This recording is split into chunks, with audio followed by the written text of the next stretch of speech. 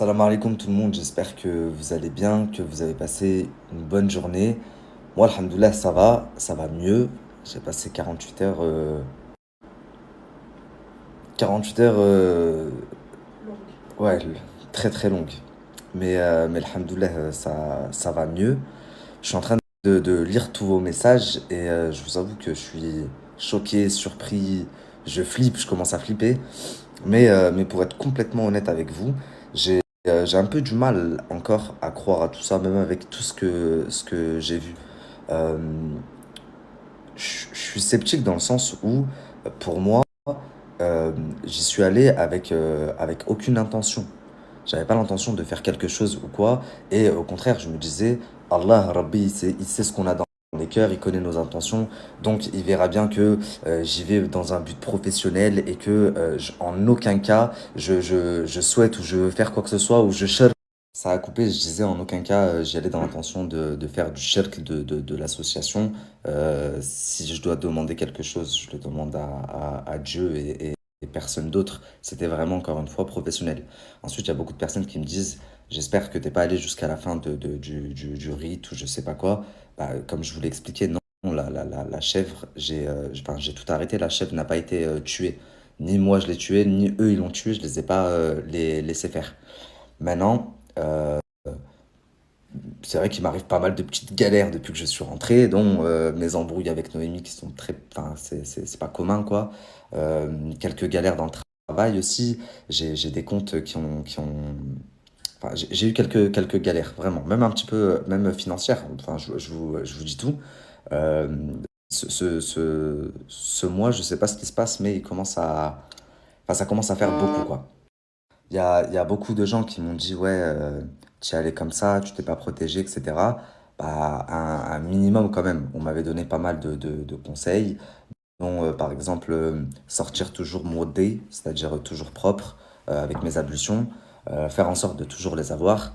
Et on m'a expliqué que le djinn ne pouvait pas t'atteindre quand tu étais propre. On m'a aussi envoyé une sourate, certains versets à lire avant d'aller dans des endroits comme ça, pour pas que justement enfin, les jeunes puissent euh, pas lire dans mes pensées, mais connaître des choses sur moi, etc. Enfin, il y a beaucoup, beaucoup, beaucoup de choses qu'on m'a préconisé de faire justement pour me protéger. Avant de partir, j'ai fait une ruqya. La femme qui nous fait les ruqya, mes frères et sœurs et moi, que ma mère fait venir, elle nous donne toujours de l'eau coranisée. Avec, dedans, il y a des feuilles, je crois que c'est des feuilles. Non, Noémie, elle m'a dit des feuilles de vigne. Des feuilles de laurier. Non, même laurier, c'est pas du laurier, c'est du jujubier ou je sais pas quoi. Je sais pas si vous voyez là, les petites feuilles qui est en bas. Enfin bref, plein de petites choses. Mais comme vous me le dites si bien, on est jamais à l'abri. Par contre, j'ai discuté un petit peu avec mon assistante, avec Selma, qui elle est rentrée avant moi. Et elle, il lui arrive vraiment des choses très très bizarres. Déjà, elle a perdu 4 kilos, elle fait que vomir. Dès qu'elle mange quelque chose, elle le vomit systématiquement. Tout comme moi, il lui arrive pas mal de galères et elle fait des rêves très étranges. Moi, ça fait deux, trois fois que je sais pas pourquoi je fais des rêves où je me sépare de Noémie. À chaque fois, Noémie, elle demande le divorce en gros. Je sais pas pourquoi, je sais pas si c'est une signification ou si c'est juste parce que les réseaux nous ont matrixés. Mais en tout cas, les rêves, enfin, les cauchemars de Selma, ils sont beaucoup plus obscurs. Elle me dit qu'elle se voit dans son salon, dans le noir, avec son fils, et que elle voit quelqu'un, enfin, elle sent une présence, mais qu'elle ne le voit pas. Elle lui demande de sortir, elle veut le voir, etc. Et elle essaye de shahad, de faire des récitations, mais elle a du mal. Et elle m'explique que après, enfin, la personne, elle ne la voit pas, mais elle lui arrache le genou, elle lui déchiquette le genou, elle l'ouvre en deux. Et ça fait plusieurs nuits qu'elle fait le même cauchemar. Et ça fait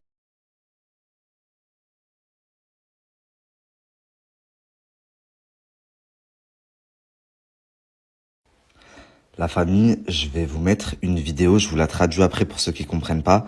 que Salma elle m'a envoyé tout à l'heure. Attendez, y a pas le... شوية أنا معاك. أنت خويا صبر، أنا غادي ندير لك البخور مالك. هانت يلا بخر. أنا خصني نبخر معاك. يلا حل رجلك باش تبخر مزيان. يلا باك حز لهيه، هيك حز لهيك، حز لهيه، ما تجلسش حدايا، حز. السلام عليكم، معكم نجاة الحنينة، صاحبة الجين العشيق الحنين. نتمنىكم تكونوا مزيانين، تكونوا بخير. انا اليوم درت العاده ديال الجيل العشيق ديال الناير. درت انا وياه الناير، خرجنا انا وياه للسوق، قطع ليا الناير، عمر ليا اتاي، وجدنا انا وياه الطابله. جبنا العاده ديالهم، الشيح والزعتر وفليو والشبه والداد والحرمل والجوي البيض، ورحنا نيرو انا وياه. وحدايا دابا راه جلس معايا، ورحنا نيرو انا وياه، وراني مزيانه، وراني عايشه معاه بخير وعلى خير، ما خاصني معاه حتى شي حاجه، واكله معاه شاربه، كيصرف عليا وكلشي. تعرفت عليه، كنت مشيت لسيدي علي، زرت في سيدي علي في مكناس، وذبحت تما الذبيحه، وشربت هذاك الدم صافي وتسكنت. كي جيت لهنايا تلاقيت انا وياه، قال لي راني كيعجبتيني وهادي، وشفتك وعجبتيني، وتلاقيت انا وياه، تصاحبت انا وياه صافي. ولا هو كيصرف عليا، ولا هو كيعطيني كلشي. مشينا وياه للحمام، نتحمو بالجوج، نيسو بالجوج، ناكلو بالجوج. دابا حاليا راه حدايا. شوف، صيفط بنادم عادي، جاني في الصيفه نتاع بنادم عادي، هو عيني خضر سمر. Je vous la fais courte et rapide. En gros, cette femme, au début, on la voit en train de parler à quelqu'un, genre elle met de l'encens et tout, et elle parle à son mec en fait. Elle lui dit décale-toi, machin, c'est ça. Ensuite, elle explique que elle a été dans la même montagne où je suis allé là, l'extrait que je vous ai mis avec le bouc où je descends dans la grotte.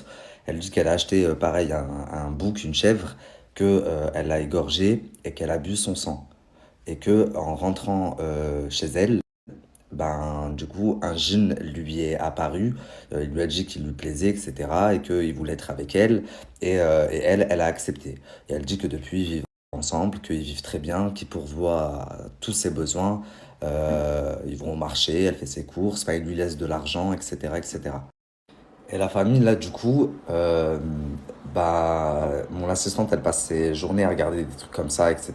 Et elle flippe de plus en plus parce que il lui arrive de vraies galères, elle, en l'occurrence, pire que moi. Aujourd'hui, elle a passé sa journée à pleurer. Je veux pas rentrer, enfin, vous raconter sa vie, mais elle était vraiment, vraiment, vraiment dans le mal. Je suis en train de me dire que c'est bientôt le ramadan, je pense qu'il tombe à pic. Ça va me permettre et nous permettre à tous, même à toute l'équipe, je pense, de se recentrer sur le plus important, sur notre religion. Et, euh, et on va faire le nécessaire, Inch'Allah. Tous de notre côté, je pense. Le truc, c'est que je culpabilise de plus en plus parce qu'il y a énormément de choses que moi, j'ai pas fait parce que je suis une grosse tapette et que je lui faisais faire à elle. Le panier noir, le panier vert, quand le gars il a dit ça, c'est à qui le panier noir, je dis ça à elle, c'est elle qui l'a appelé.